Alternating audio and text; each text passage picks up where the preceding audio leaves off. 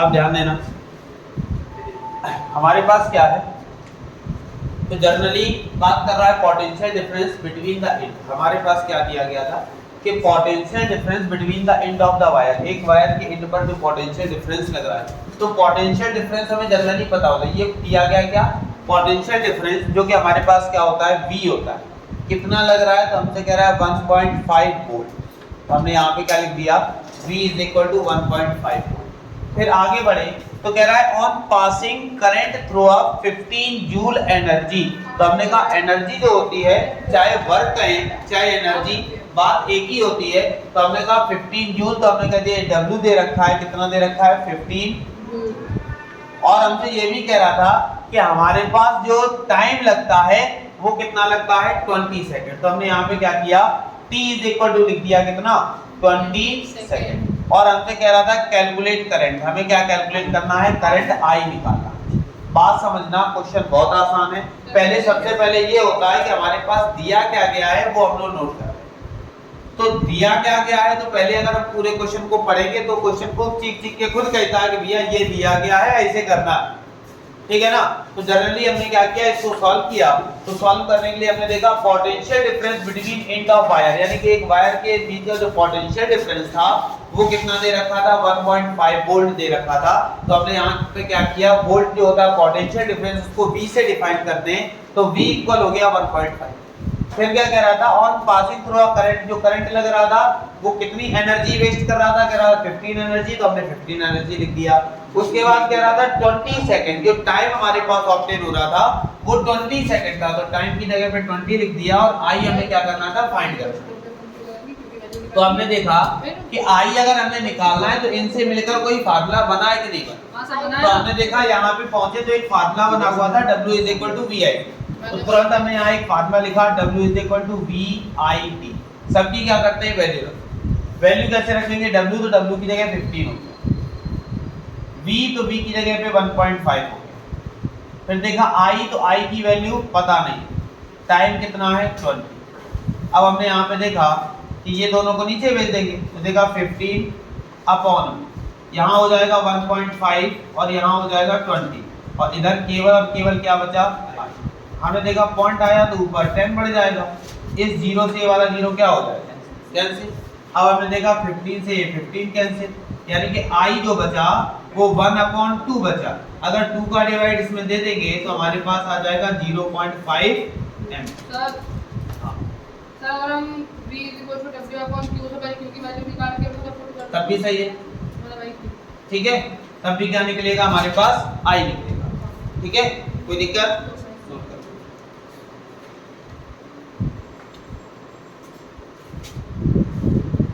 सकता है। सबसे पहले हमारा काम यही होता है कि जो हमारे पास दिया गया है वो नोट करना। तो पहले क्वेश्चन को एक बार पढ़ो।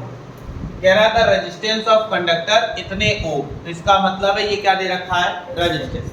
तो हमने देखा R लिख लिया, कितना दे रखा है, 9.6 ओम लिख लिया। कह रहा था एंड पोटेंशियल डिफरेंस इतने वोल्ट, तो पोटेंशियल डिफरेंस का मतलब भी तुम्हें पता है क्या, V कितना है, 12 वोल्ट। और हमसे क्या कह रहा है, अप्लाइड ऑफ फाइंड करंट, यानी कि क्या निकालना है, I निकालना। बात समझ में आ गई। सबसे पहले हमने कहा जो जो दिया गया, क्या दिया गया था, तो पूरे क्वेश्चन को एक बार पढ़ो। तो हमने कह रहा था the resistance of a conductor is इतने ओम, तो जो रेजिस्टेंस था R था वो कितना था, 9.6 ओम था।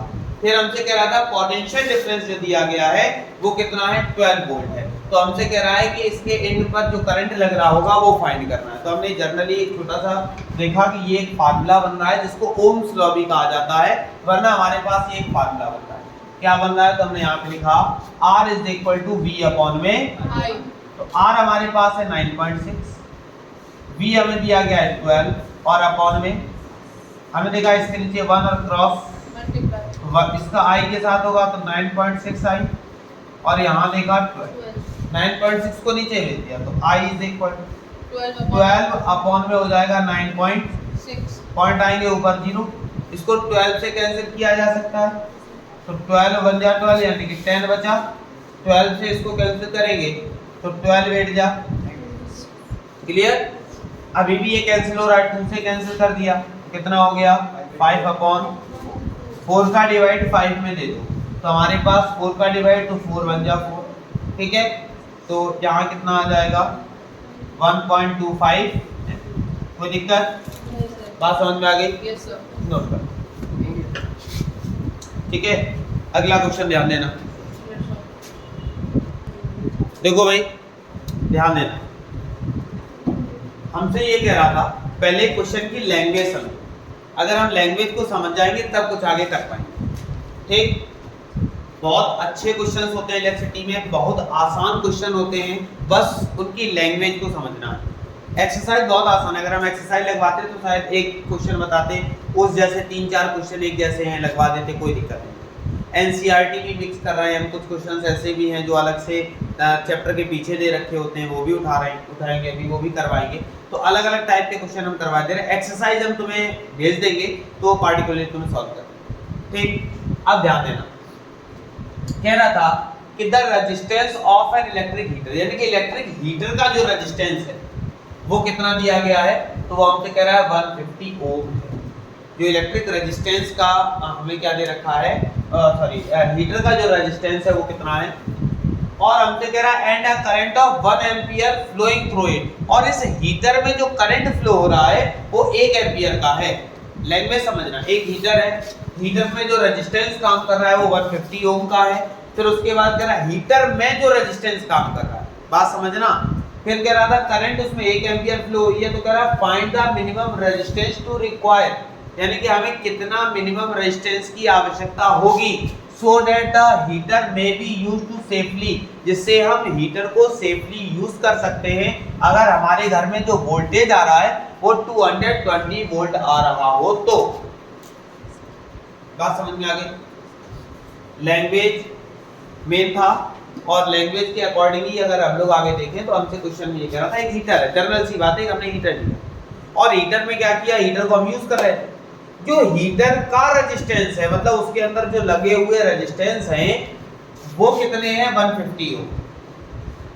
हमसे कह रहा है हीटर के अंदर जो रेजिस्टेंस लगे वो 150 ओम है, लेकिन अगर हमें सेफली यूज करना है, अपने आप को सेफ यूज करना है, तो एक और कोई रेजिस्टेंस लगाओ, जिससे क्या हो जाए कि जब रेजिस्टेंस हम बढ़ाते हैं तो क्या हो जाती है, जब रेजिस्टेंस अगर हम बढ़ाएंगे तो ऑटोमेटिक है, क्योंकि हम लोगों ने फार्मूला पढ़ा है ओम्स लॉ, तो R = V/I। अगर रेजिस्टेंस को बढ़ाएंगे तो इलेक्ट्रिक करंट घटेगा, क्योंकि ये इसका इनवर्सली प्रोपोर्शनल है। बात समझ में आई कि नहीं? अगर रेजिस्टेंस को हम बढ़ाते हैं तो इलेक्ट्रिक करंट क्या हो जाएगा, घट जाएगा। अगर हम क्या करेंगे, इसको घटाएंगे तो इलेक्ट्रिक करंट बढ़ेगा। बात समझ में आई? तो इसका मतलब है बढ़ाएंगे किसको, जिससे करंट कम लगे। बात समझ में आ रही है?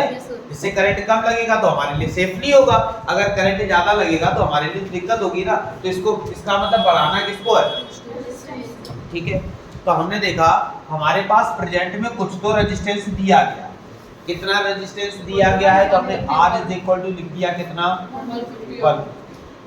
हमारे हीटर में जो टोटल रेजिस्टेंस यूज होता है कितना, तो हमने कह दिया हमें टोटल रेजिस्टेंस से मतलब है, ठीक। तो जो हमारे पास टोटल रेजिस्टेंस होगा, हमने कहा इतना तो वो उसमें लग ही रहा था, कुछ अपनी तरफ से लगाएंगे, हमने कुछ भी लेट कर लिया, हमने कह दिया R', अपनी तरफ से लगा देते हैं। ये R के ही इक्वल लिखा है, टोटल रेजिस्टेंस मतलब R = R + R'। बात समझ में आ गई? अब हमें क्या दे रखा था, I भी दे रखा है, I कितना है, 1 एम्पियर, और हमारे पास क्या दे रखा है, पोटेंशियल डिफरेंस V कितना है, 220। तो हम लोगों ने ओम्स लॉ पढ़ा था, क्या पढ़ा था, R = V/I। तो हमने देखा R, तो R की वैल्यू क्या है, कैपिटल R + R', जो हम एक और रेजिस्टेंस लगा रहे हैं उसको भी इंक्लूड किया है। उसके बाद इक्वल में V, तो V हमारे पास कितना है, 220, और I कितना है, सबकी वैल्यू रखते हैं। R, तो R हमारे पास कितना था, 150 प्लस R' पता नहीं है, और हमने देखा यहाँ बचा 220/1, 1 का डिवाइड देंगे यही आ जाएगा। 150 को क्या किया, उस तरफ ले गए, तो हमने देखा R' = 220 - 150, तो हमारे पास जो R' आ गया वो 70 ओम आ गया, यानी कि जो हम एक और रेजिस्टेंस लगा रहे होंगे वो कितना रहा होगा, 70 ओम। कोई दिक्कत? नोट या फिर अगर तुम्हें डाउट हो तो इसके लिए एक फार्मूला है। ये रेजिस्टेंस जो हमने जोड़ा, ये इंटरनल रेजिस्टेंस जोड़ा है। क्या जोड़ा है? इसके लिए एक फार्मूला होता है। क्या फार्मूला होता है? तो फार्मूला होता है I is equal to E upon R plus small r। ये याद रखोगे, बहुत जगह यूज होगा। एक छोटा सा फार्मूला है हमारे पास, I is equal to capital E और नीचे क्या हो जाएगा R प्लस स्मॉल r। यहाँ I क्या है? करंट है। E जो है वो EMF है। EMF का मतलब होता है इलेक्ट्रोमोटिव फोर्स होता है। यहाँ हम कह सकते हैं हमारा पोटेंशियल डिफरेंस होता है। अब देखो डायरेक्टली अगर यहाँ वैल्यू रख दे तो हमें सारी चीजें मिल जाएंगी। ध्यान देना कैसे। I तो I की वैल्यू कितनी थी? 1। E तो E हमारे पास कितना था? 200। R तो R कितना था? 150। और ये यहाँ पे क्या था? ठीक है ना। इसके नीचे हमने क्या किया? 1 और क्रॉस, तो हमने कहा इसका मल्टीप्लाई इधर हुआ तो 150 प्लस R और इक्वल में कितना? 200। तो R इज इक्वल टू 220 और माइनस, तो हमारे पास जो स्मॉल r आ गया वो कितना आ गया? बात समझ में आ रही है? कोई डाउट? तो एक अगर हम जनरली ये फार्मूला याद कर ले तो हमारे लिए ज्यादा सही। हमें नहीं समझ में आया क्या हमें जोड़ना है क्या नहीं जोड़ना है, तो एक फार्मूला जब कभी भी एक और एक्स्ट्रा रेजिस्टेंस हमें दिया जाएगा या लगाना होगा, इंटरनल रेजिस्टेंस इसको बोलते हैं, तो फार्मूला क्या याद रखेंगे? I is equal to E upon में R प्लस स्मॉल। कोई दिक्कत? नोट कर लो।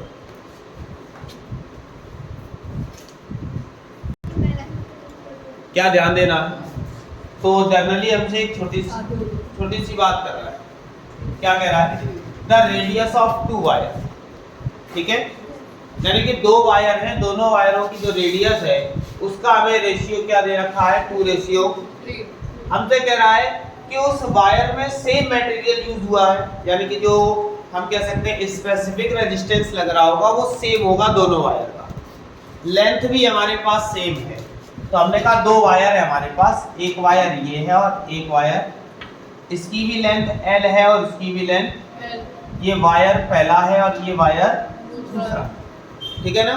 हमसे जनरली यही कह रहा था कि दो वायर हमने लिए, पहले को वायर 1 और दूसरे को वायर 2 कह दिया, और कह रहा था दोनों की जो लेंथ है वो क्या है? सेम लेंथ है। उसने खुद कहा है कि जो भी हमारे पास है वो सेम लेंथ दी गई है। तो अगर सेम लेंथ है तो हमने कहा ये भी L होगी, ये भी L होगी। अब हम डायरेक्टली 10 to 5 को डिजिट तो ले नहीं सकते क्योंकि हमसे ऐसा तो उसने कहा नहीं। हमसे केवल ये कह रहा था सेम है, हमने कहा भैया ठीक है सेम होगी, हमने L ले लिया। उसके बाद हमसे ये कह रहा था कि इसका जो सेम मटेरियल है, मटेरियल का मतलब होता है कि इसके ऊपर जो स्पेसिफिक रेजिस्टेंस लग रहा होगा वो सेम होगा। ठीक, तो स्पेसिफिक रेजिस्टेंस यानी कि यहाँ भी अगर हम बात करें तो रो लग रहा होगा और यहाँ भी रो। स्पेसिफिक रेजिस्टेंस का हमने तुम्हें फार्मूला बताया है कि rho is equal to RA upon L, ये होता है। और रो जो होता है वो स्पेसिफिक रेजिस्टेंस होता है। किसी किताब में रो की जगह पे K को दर्शाया गया, K ले लेते हैं। ठीक है, तो हमने देखा सेम मटेरियल है, दोनों जगह पे क्या कर दिया? रो लगा दिया। उसके बाद हमसे कह रहा था कि इसकी जो रेडियस का रेशियो है, रेडियस की रेशियो का मतलब हम कह सकते हैं ये वायर 1 ये वायर 2, तो हमने कहा R1 R2 दोनों का रेशियो यानी कि अपॉन में लिख सकते हैं।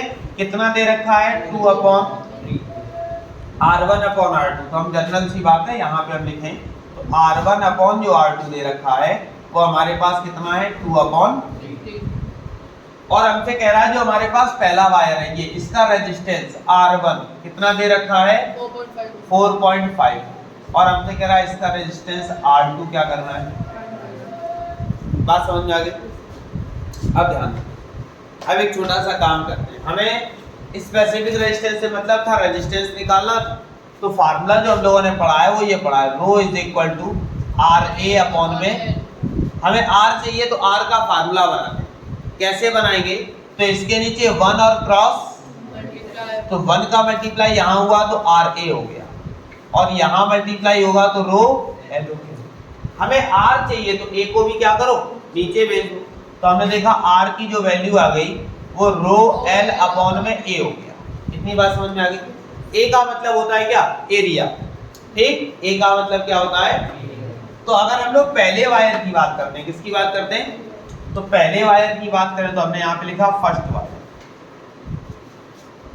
पहले वायर की हमने बात, पहला वायर तो हमने यहाँ कह दिया R1, रो चेंज नहीं होगा सेम है, लेंथ चेंज नहीं होगी, सेम है, लेकिन यहाँ एरिया की जगह पे A1। बात समझ में आ गई।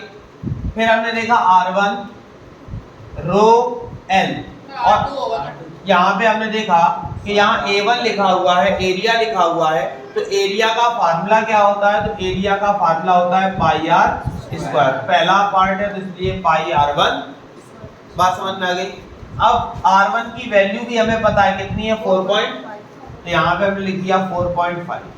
यहाँ देखा रो L अपॉन में पाई R1 और उसका भी स्क्वायर, हमने कह दिया इक्वेशन नंबर। कोई दिक्कत? सेम ऐसे क्या किया, सेकंड वायर के लिए देखें तो हमारे पास R2 रो L और अपॉन में क्या हो जाएगा, A2, ये तो होगा। अब क्या किया, तो हमने देखा R2 इक्वल रो L अपॉन में A2, तो A2 हो जाएगा पाई R2 स्क्वायर। इतनी बात समझ में आई कि नहीं? इसमें ना तो हमें R पता है ना R2, तो हमने क्या किया, इसको इक्वेशन नंबर कितना बोल दिया। कोई दिक्कत? फिर एक छोटा सा काम किया, या तो फर्स्ट का सेकंड में डिवाइड दे दो या सेकंड का फर्स्ट में डिवाइड दे दो। क्यों? क्योंकि सारी चीजें रेशियो की बात कर रहा है, तो रेशियो तब निकल सकता है जब दो चीजें किसमें हो, अपॉन में हो। तो अपॉन निकालने के लिए हम लोग क्या करेंगे, या तो R1 अपॉन R2 कर दें या फिर R2 अपॉन R1 कर दें। तो हमने एक छोटा सा काम किया कि इक्वेशन फर्स्ट में डिवाइड दे दिया, इक्वेशन किसका, सेकंड।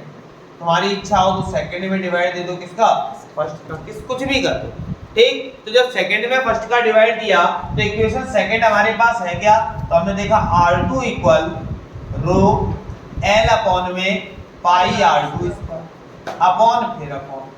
फर्स्ट इक्वेशन ये थी, क्या थी, 4.5 रो L अपॉन में पाई R1 स्क्वायर। रो से रो कट गया, L से L कट गया, पाई से पाई, तो ये सबसे ऊपर चला गया। बात समझ में आई कि नहीं?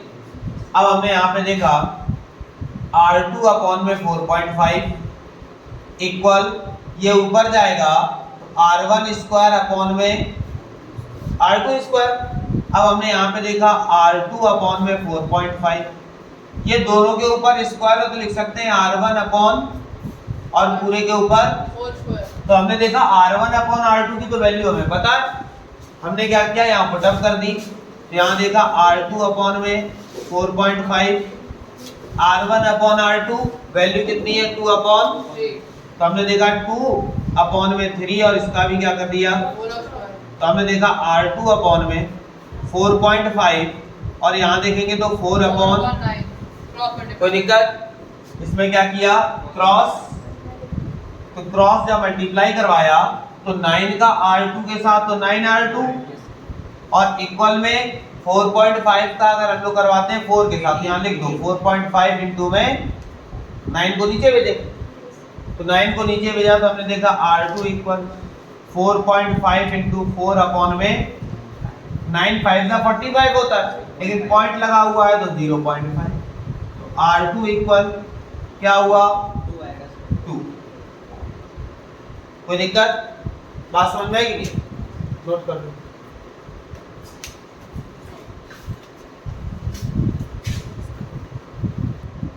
करेंगे कैसे, ध्यान, पहले लैंग्वेज समझते हैं, फिर इसका फिगर भी समझ लेते हैं। कभी कभी कहता है कि हमें डायग्राम भी बनाना है, ठीक। अब डायग्राम जब दिया नहीं गया, डायग्राम बनाना है तो हमारे लिए बहुत बड़ा टास्क हो जाता है। भाई डायग्राम कैसे बनाएंगे, हमें तो पता ही नहीं, सीरीज पैरेलल, तो हमने तुम्हें सीरीज और पैरेलल बताया है, विद प्रैक्टिकल बताया, ठीक।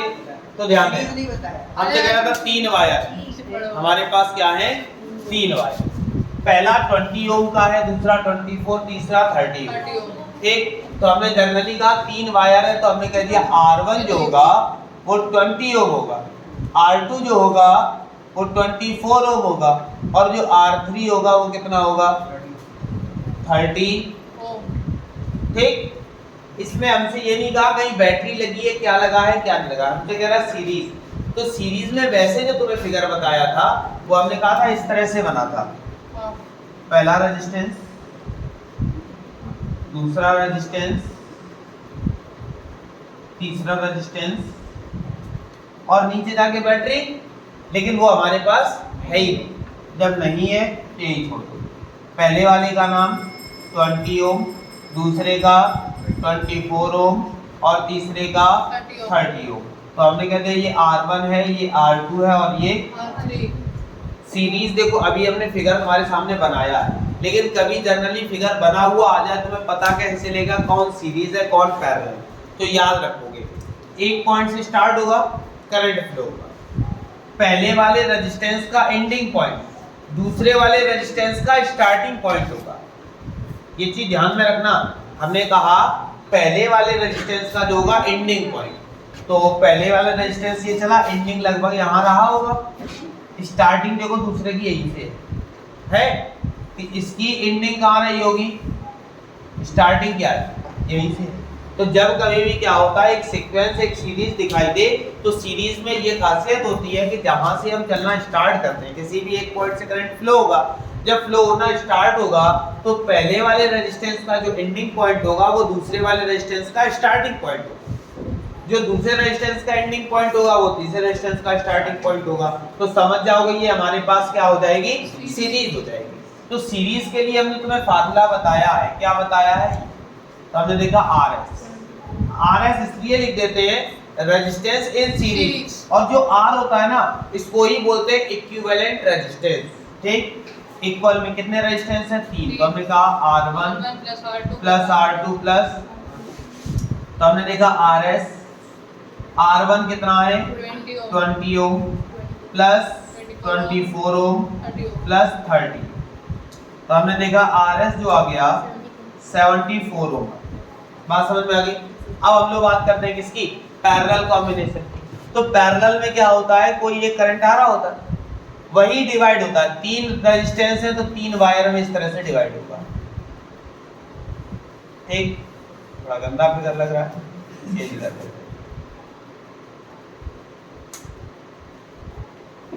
एक रेजिस्टेंस ये लगा दिया, दूसरा रेजिस्टेंस ये लगा दिया, हाँ, और तीसरा रेजिस्टेंस। अभी पहचान भी बता रहे हैं पैरेलल की, क्या पहचान है।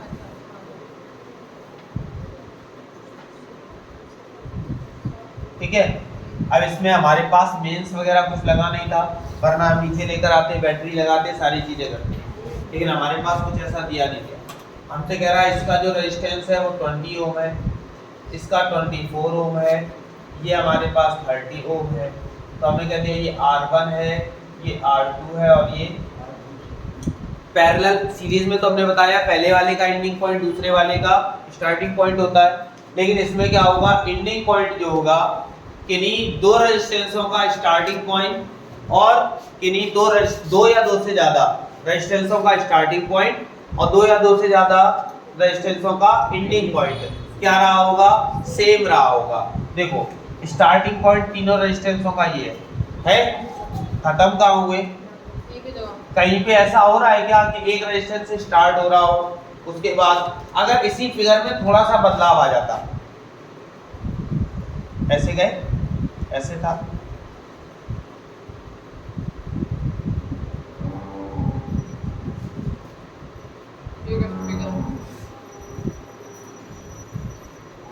ठीक है। अब हमने देखा थोड़ा बदलाव हमने कर दिया, थोड़ा बदलाव क्या किया, हम इस रास्ते से तो गए, हमें दो रेजिस्टेंस दिखे, यानी कि इसका मतलब है पैरेलल है, क्योंकि दोनों की स्टार्टिंग क्या है, एक ही पॉइंट पैरेलल। लेकिन जब हम इस रास्ते पर बढ़े तो हमने देखा यहाँ इस रेजिस्टेंस का जब एंडिंग पॉइंट हो रहा है दूसरे का स्टार्टिंग, यानी कि ये दोनों सीरीज में लगे। बात समझ में आई नहीं? तो जब हम लोग सॉल्व करने बैठेंगे तो पहले इन सीरीज वालों को सॉल्व करेंगे और सॉल्व करने के बाद एक रेजिस्टेंस बनाएंगे, और जब एक रेजिस्टेंस बन जाएगा तो दोनों को क्या कर देंगे, पैरेलल। अभी हम लोग आएंगे फिगर वाले क्वेश्चंस करेंगे, इसीलिए हमने फिगर जनरली बना दिया। तो पैरेलल के लिए हम लोग नॉर्मली करेंगे क्या, तो पैरेलल में अगर ध्यान दें तो पैरेलल के लिए फार्मूला हमारे पास ये लिखा हुआ है, क्या लिखा हुआ है, तो हमने यहाँ पे लिखा 1/Rp equal R1 plus R2 plus R3। तो हमने देखा 1/Rp, R1 हमारे पास है कितना 20, R2 हमारे पास 24 और ये हमारे पास 30।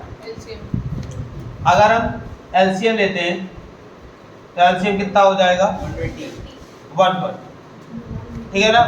अब हमने क्या किया 20 का डिवाइड इसमें दिया 6 24 का 5 तो हमने देखा 1/RP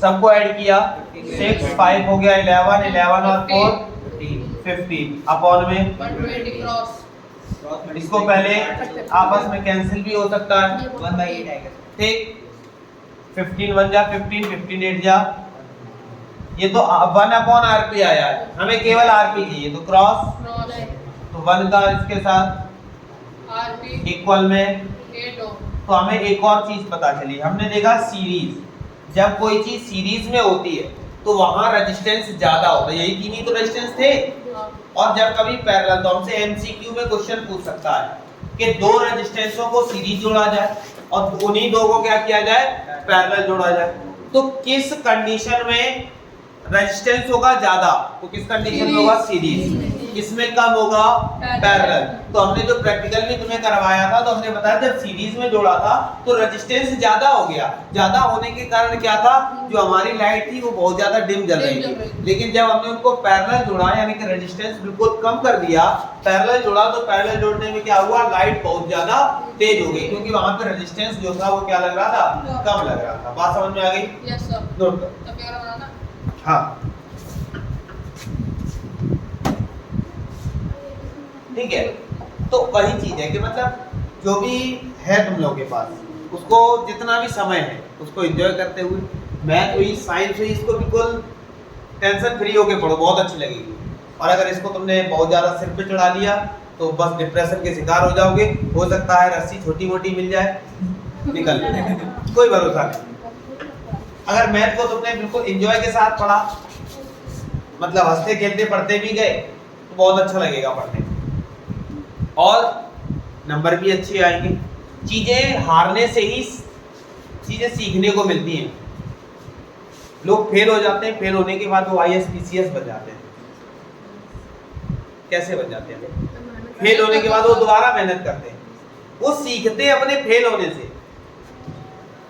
कोई बच्चा है हर साल ये तुमने देखा भी होगा शायद ऐसा देखा हो कोई बच्चा है हर साल टॉप कर रहा हो कंटिन्यू टॉप करता हुआ चला गया वो कंपटीशन में बैठा उसने सपोज PCS का एग्जाम दिया और वो 1 या 2 नंबर से रह गया हर साल वो टॉप कर रहा था और लास्ट में 2 नंबर से अगर रह गया उसने कभी हार सीखी नहीं जीवन में वो कुछ नहीं करेगा वो सीधे सीधे उसके पास ऑप्शन यही होगा वो सुसाइड कर लेगा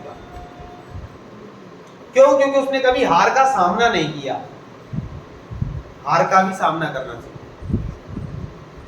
हार के ही लोग जीतते हैं 1-2 नंबर से रह जाते लोग डिप्रेशन के शिकार हो जाते हैं पता चला कुछ खा पी लिए चले गए अरे क्या कर गए तुम खा पी के किस पे एहसान कर गए किसी पे एहसान कर गए किसी पे लेकिन अपनी प्रेजेंट वाली लाइफ को थोड़ा एंजॉय करो और एंजॉय के साथ साथ पढ़ते भी रहो बड़ा अच्छा लगेगा ठीक कभी सोचो उस बचपन को सोचो जिसमें हम लोग मतलब बढ़ते हुए आए हैं जो 1 रुपए 2 रुपए मिलते थे शायद तुम्हारे में तो 5 रुपए वाला सिस्टम आ गया था 1-2 रुपए वाला खत्म हो गया था हमें अभी भी याद है कि 1 रुपए में 7 कंफर्ट आते थे ऑरेंज वाले 7 कंफर्ट मिलते थे 1 रुपए के बड़े अच्छे लगते 1 रुपए की खुशी जो होती थी वो शायद अब 100 या 200 रुपए की खुशी नहीं है और ये रियलिटी है बच्चों में पहले से बहुत ज्यादा बदलाव है वो खुशी नहीं है लोगों में अब 100 रुपए भी दे दो तब भी सर पापा 100 ही रुपए दिए मेला के लिए 5 रुपए मिलते थे वो भी बचा के ले आते गए मेला केवल क्या करने जाते थे मेला घूमे एक राउंड काटा पिताजी सबके पिताजी टाइप के होते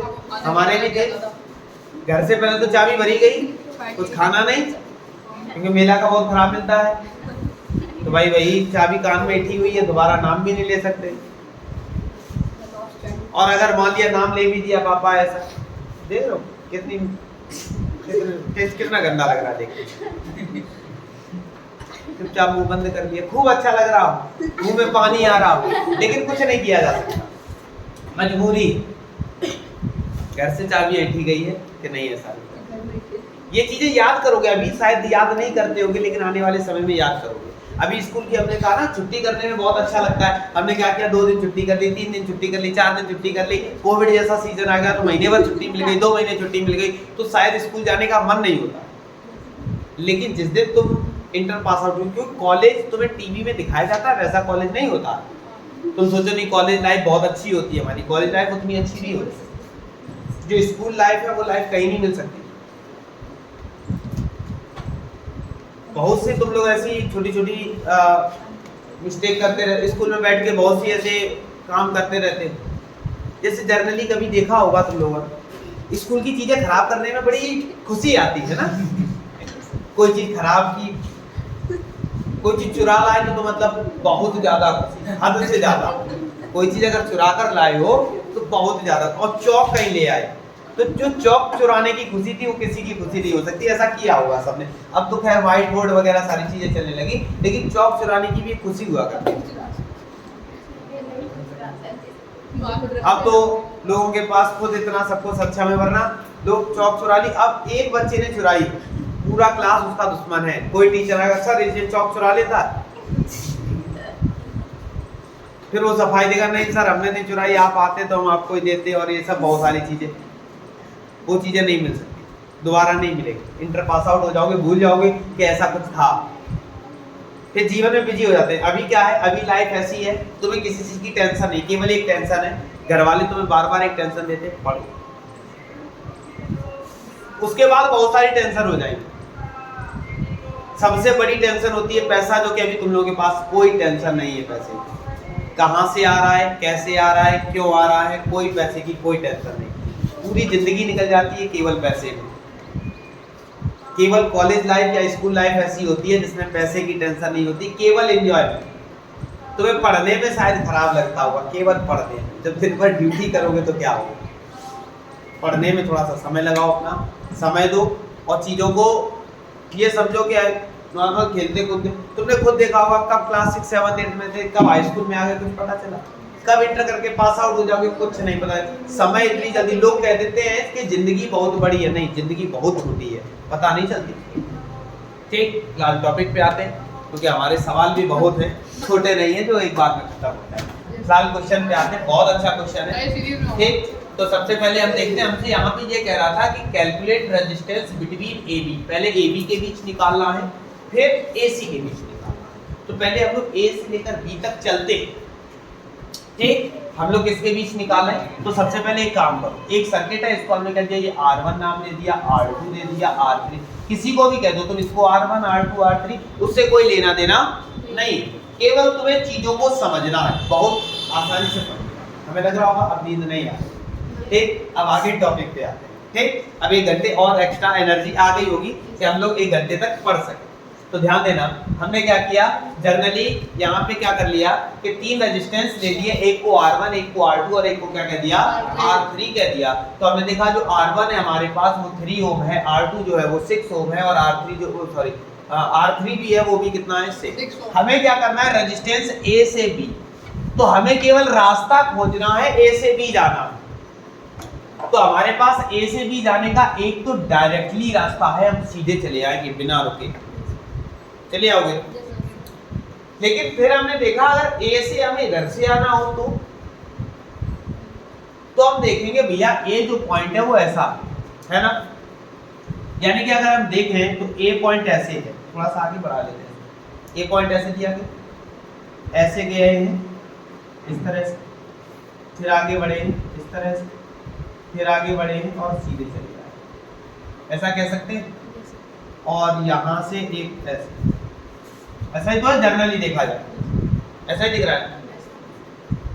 हमने A से चलना स्टार्ट किया है, हमें 2 रास्ते मिले हैं। देखो A से 2 रास्ते नहीं मिले, एक ही पॉइंट है, तो इसका मतलब है पैरेलल तो लगना है, ये फिक्स है। 2 पॉइंट दिख गए ना, तो इसका मतलब है पैरेलल तो लगना ही लगना है। फिर हमने देखा अगर हम इस पॉइंट पर आते तो सीधे आ रहे हैं, मतलब एक ही रेजिस्टेंस हमें मिल रहा है। लेकिन अगर इस रास्ते पर जा रहे हैं तो हमें 2 रेजिस्टेंस मिल रहे हैं। ठीक, तो जब 2 रेजिस्टेंस मिल रहे हैं तो इन दोनों को पहले तो खत्म करो।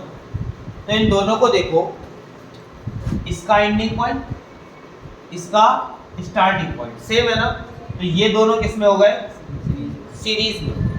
तो जब सीरीज में होगा तो हमने कहा R डैश निकाल लेते। क्यों, क्योंकि इक्विवेलेंट होता है R। इक्विवेलेंट क्या होता है, R। हम लोग R डैश निकालते हैं क्योंकि ये वाला रेजिस्टेंस अभी हम टच नहीं किया, अभी हम केवल इतने को सॉल्व किया। तो जब इतने को सॉल्व किया तो हमने देखा ये सीक्वेंस बन रहा है, तो हमने कह दिया R3 है और ये कितना है R3।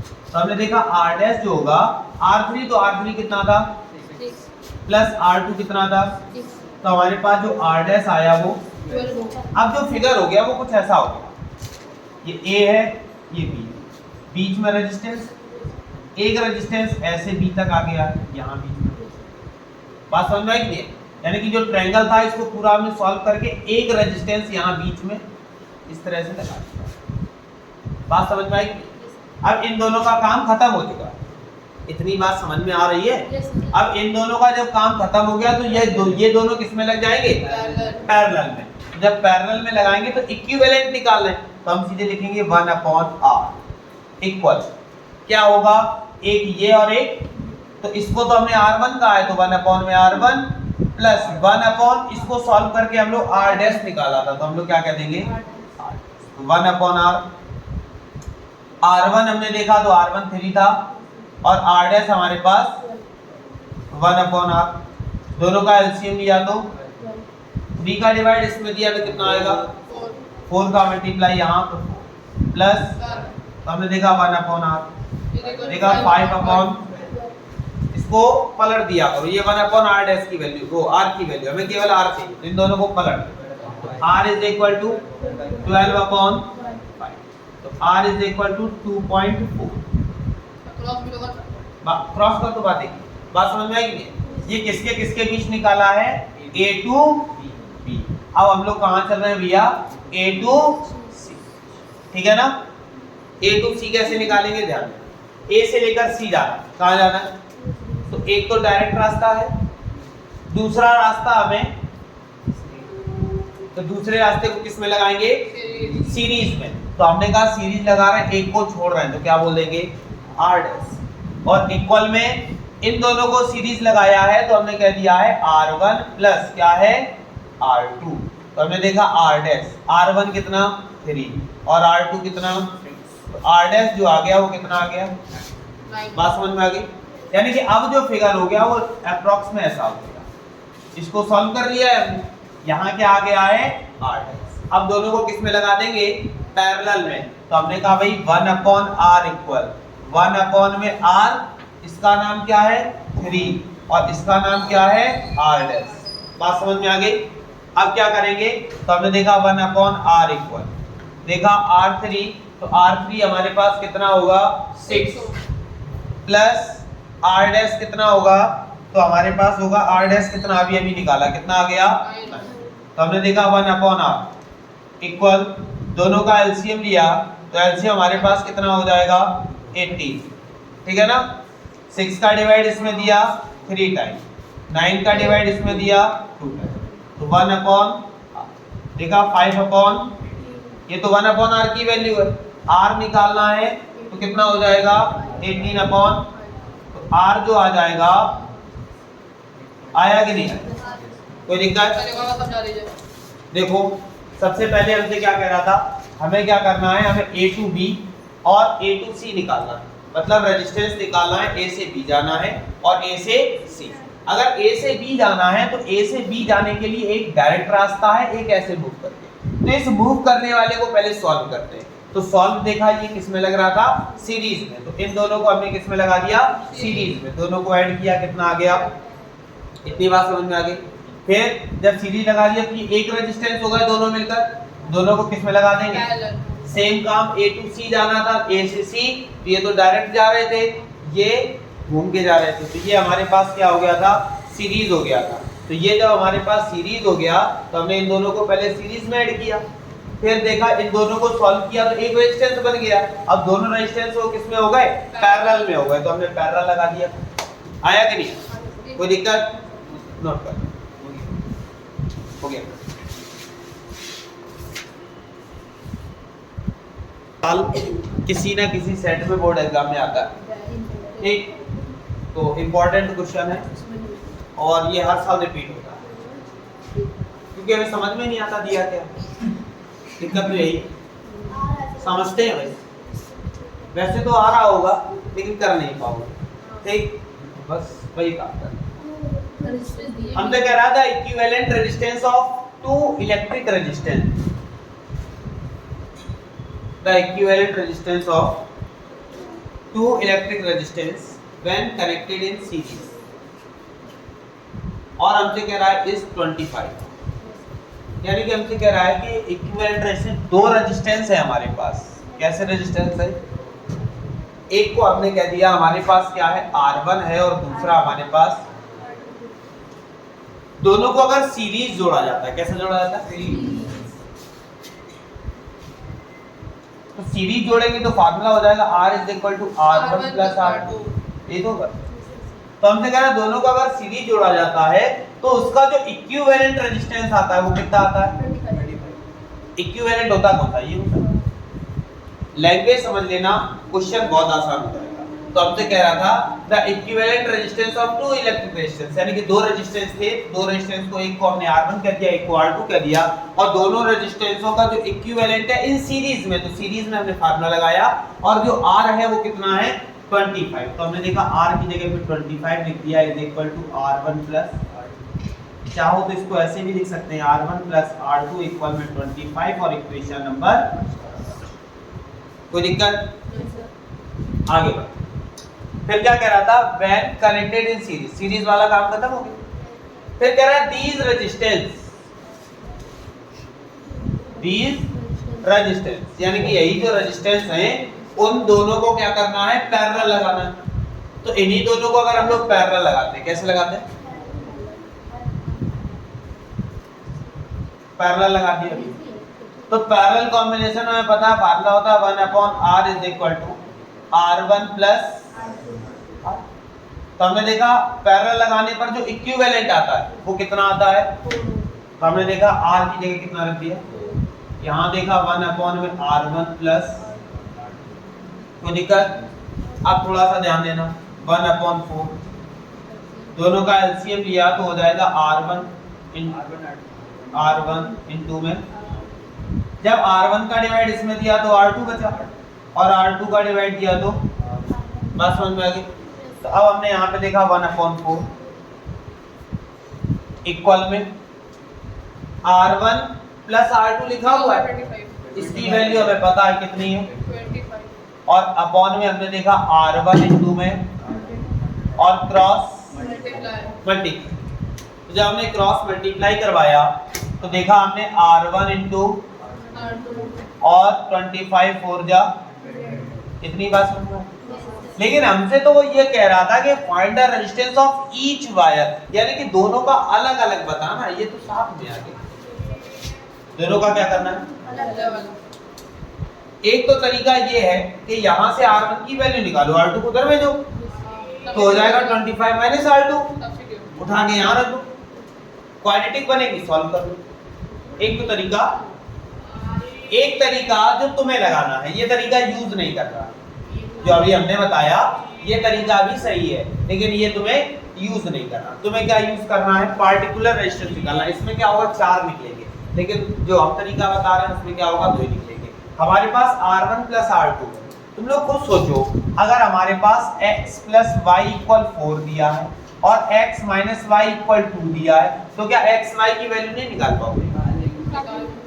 Direct solve equation first and second, देखा x की वैल्यू 3, y की वैल्यू 1, बात समझ में आई कि नहीं है? तो यहाँ तो हम जनरली निकाल सकते हैं इतनी चीज, तो इतना तो भैया हमें पता है ना। खोज हमें किसकी करनी है? x - y वाले, यानी कि R1 - R2 की खोज करनी है। बात समझ में आई कि नहीं है? तो एक काम करते हैं भाई, खोज पे लग जाते हैं हम लोग। ठीक, खोज पे कैसे लगेंगे?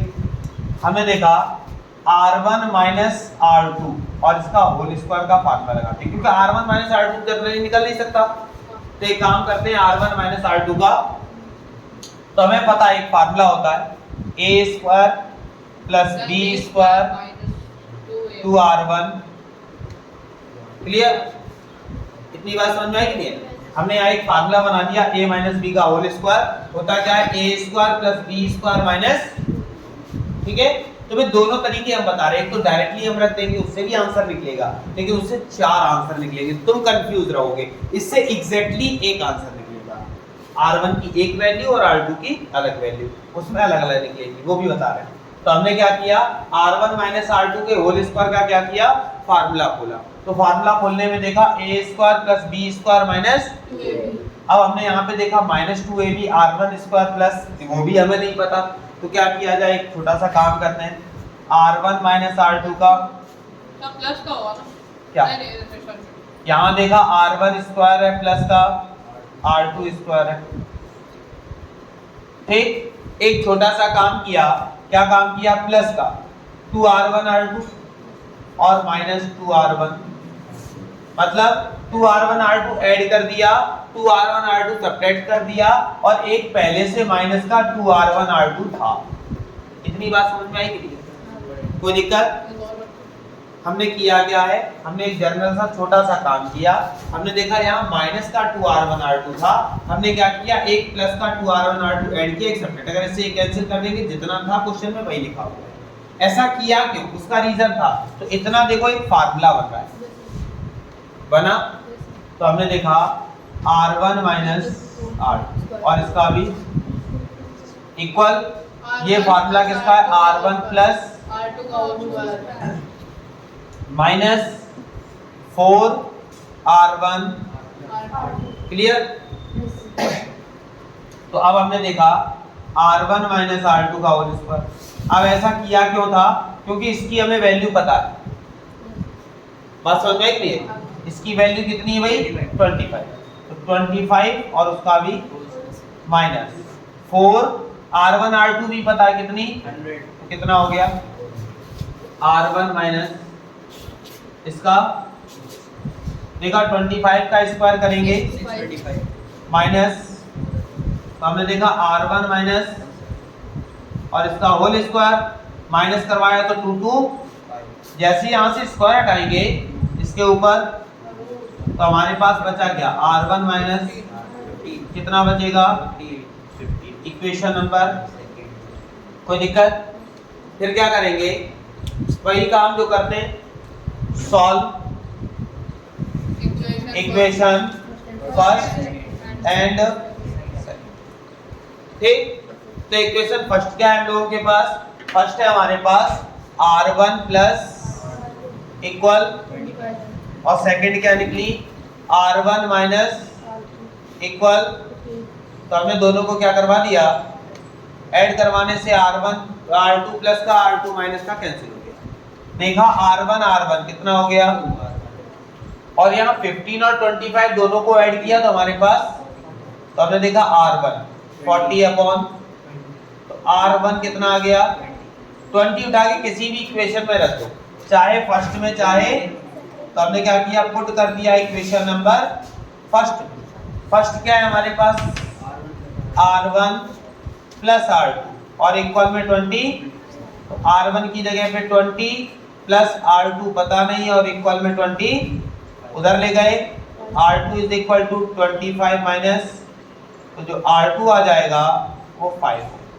कोई दिक्कत, नोट कर,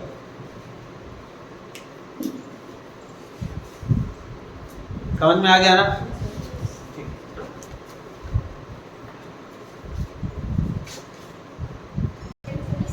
देखो भाई, हमने कहा इंपॉर्टेंट क्वेश्चन है, बहुत अच्छा क्वेश्चन है, ठीक।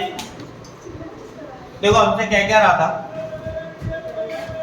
हमसे ये कह रहा है a wire is stretched such that its length become 3 times. एक वायर था, एक वायर, इसको क्या किया गया, स्ट्रेच किया गया, खींचा गया।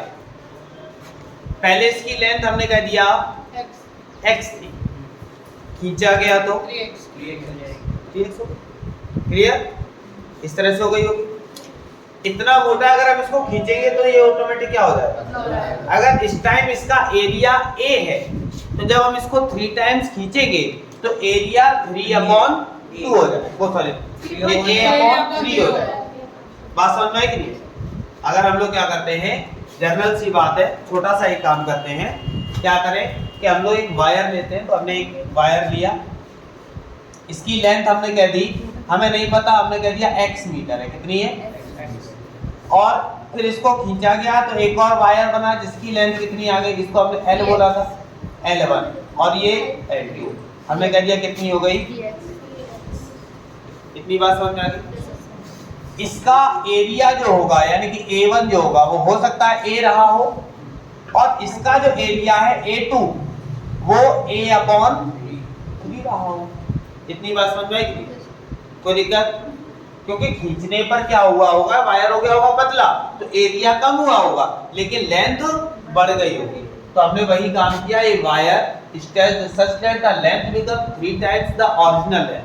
ओरिजिनल लेंथ से 3 टाइम्स इसकी क्या हो जाती है, लेंथ हो जाती है। तो हमसे कह रहा है find the new resistance of the wire, यानी कि इस वायर का रेजिस्टेंस। तो हमने कह दिया इस वाले वायर में जो रेजिस्टेंस लग रहा होगा वो R1 होगा, इसमें जो लग रहा होगा वो R2 होगा।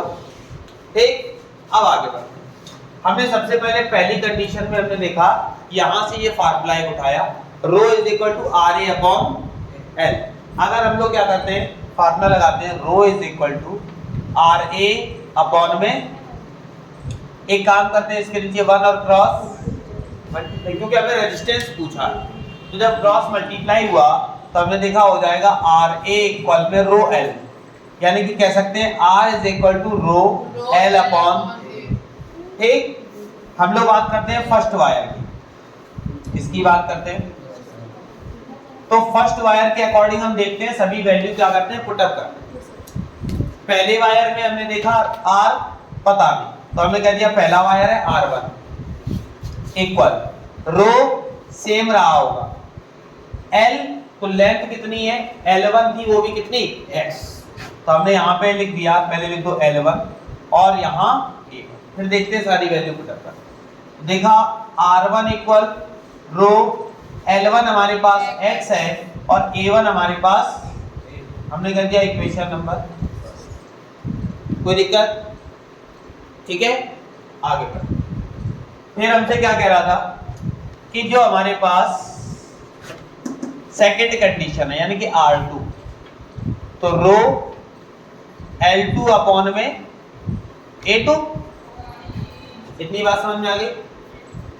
ठीक है, तो हमने यहां पे देखा R2 इक्वल रो L2, तो L2 हमारे पास कितना है, अपॉन में A2, तो A2 हमारे पास कितना है, A/3 डिजिट होती है, तो ये कहां चला जाता है, ऊपर।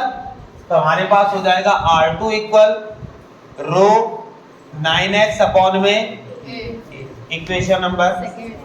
फिर से वही काम, या तो फर्स्ट में सेकंड का डिवाइड या सेकंड का फर्स्ट में डिवाइड। तो हमने एक काम किया, equation first divide by equation, तो फर्स्ट क्या थी, तो हमने लिखा R1 = रो x/, सेकंड क्या है R2 और रो 9x में, रो से रो खत्म, a से a खत्म, x। तो हमने देखा R1 में इक्वल में 1/9 क्रॉस R2 इक्वल 9। जो दूसरे वायर का रेजिस्टेंस होगा वो पहले वाले वायर से रेजिस्टेंस क्या हो जाएगा, 9 टाइम्स हो जाएगा।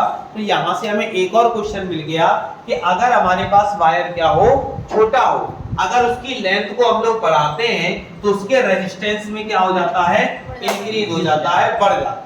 पहले बात समझ में आई? वायर छोटा रखेंगे, रेजिस्टेंस क्या होगा, कम लगेगा, और वायर को जैसे जैसे हम बड़ा करते जाएंगे रेजिस्टेंस हमारा क्या हो जाएगा, बढ़ता जाएगा। बात समझ में आ रही है? कोई दिक्कत? नो।